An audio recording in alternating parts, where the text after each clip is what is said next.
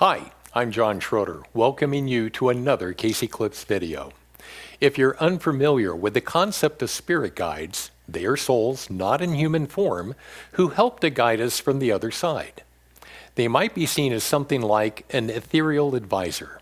One of our viewers asked if spirit guides can see our future or not. The answer is both yes and no. In the same way that we have many people help us in life, from our parents to our teachers and even mentors in our professions, there are spirit guides who telepathically advise us from the astral plane. Since our guides live in a dimension that is not limited, as we are on Earth, by time and space, does it make sense to believe they can predict our future? If you've seen previous Casey Clips videos, you know we prefer to use analogies to explain difficult spiritual concepts, and this topic is no different. Imagine that you are walking in a large labyrinth where there are twists and turns every few feet. Now imagine that you have a flying drone that can fly, say, 20 feet above where you're standing, and it transmits to you what it sees.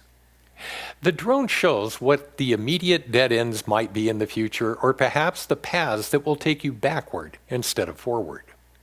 While that higher level of information is helpful, it is not as reliable as, say, a drone that can fly 100 feet up or even higher.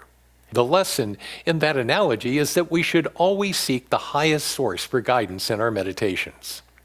While the short-term answer provided by the 20-foot high drone may be correct in the immediate future, only a drone or spiritual source that can see the largest picture can forecast the long-term effects of the choices we make.